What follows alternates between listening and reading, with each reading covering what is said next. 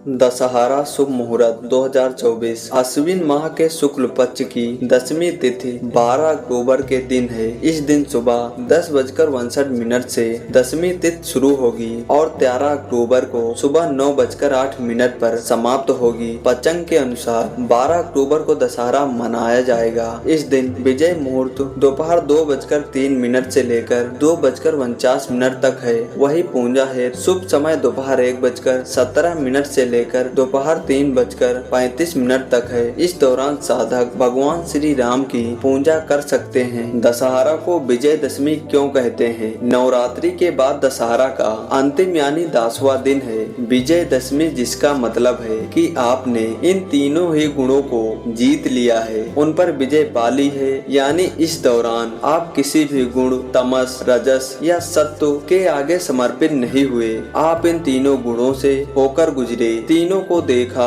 तीनों में भागीदारी की, लेकिन आप इन तीनों में से किसी से भी किसी भी तरह जुड़े या बंधे नहीं। आपने इन पर विजय पा ली है। यही विजयदशमी है, आपकी विजय का दिन। दशहरा क्यों मनाया जाता है? दशहरा का सबसे प्रसिद्ध संदर्भ भगवान राम और रावण के बीच युद्ध से जुड़ा है। रामायण के अनुसार रावण जो लंका का राजा था, उसने माता सीता का अपहरण कर लिया था। माता सीता को वापस लाने के लिए भगवान राम ने अपने भाई लक्ष्मण और हनुमान की सहायता से रावण से युद्ध किया था। 9 दिनों तक चले इस युद्ध के दौरान भगवान राम ने अनेक कठिनाइयों का सामना किया और अंततः दशमी यानी दशहरा के दिन रावण का वध किया। इस दिन को बुराई पर अच्छाई की विजय के रूप में मनाया जाता है। राम द्वारा रावण पर विजय पाने की इस घटना को दशहरा के रूप में हर साल विभिन्न जगहों पर रामलीला के रूप में नाटकीय रूप से प्रदर्शित किया जाता है और रावण, कुंभकर्ण और मेघनाद के विशाल पुतले जलाए जाते हैं जो बुराई का प्रतीक होते हैं। देवी दुर्गा और महिषासुर की कथा। दशहरा का एक और महत्वपूर्ण पहलू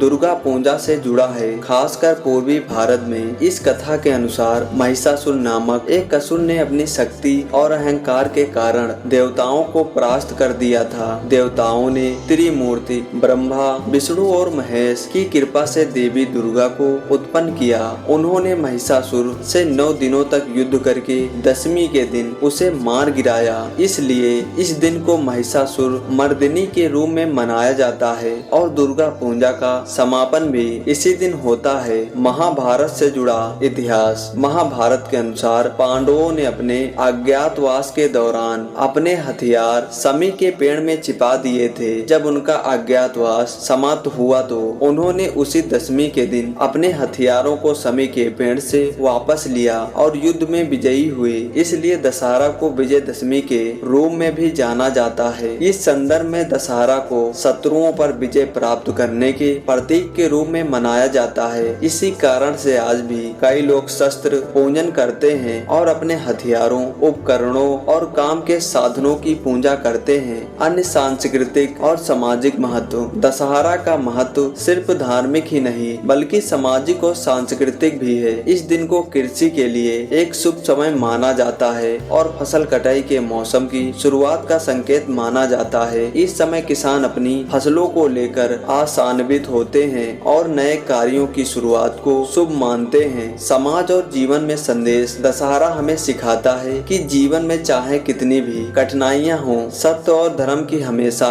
जीत होती है। यह त्योहार लोगों को प्रेरित करता है कि वे अपने अंदर की बुराइयों को त्याग कर अच्छाई की ओर बढ़ें। यह केवल व्यक्तिगत स्तर पर ही नहीं बल्कि सामाजिक जीवन में भी एक सकारात्मक दृष्टिकोण विकसित करने का प्रतीक है। इस प्रकार दशहरा पूरे भारत में विभिन्न रूपों में मनाया जाता है, परंतु इसके मूल में यही संदेश छिपा है कि बुराई पर अच्छाई की जीत निश्चित है। दशहरा कैसे मनाया जाता है? दशहरा पूरे भारत में अलग अलग तरीकों से मनाया जाता है और प्रत्येक क्षेत्र की अपनी विशेष परंपराएं और रीति रिवाज होते हैं। यह त्योहार नवरात्रि के 9 दिनों के बाद आता है और अच्छाई की बुराई पर विजय का प्रतीक होता है। यहाँ विस्तार से बताया गया है कि दशहरा कैसे मनाया जाता है। रामलीला का मंच। दशहरा का सबसे प्रमुख और लोकप्रिय रूप रामलीला के रूप में दिखता है। यह रामायण के पात्रों पर आधारित एक नाटकीय प्रस्तुति होती है, जिसमें भगवान राम के जीवन की महत्वपूर्ण घटनाओं को दिखाया जाता है, खासकर उनके द्वारा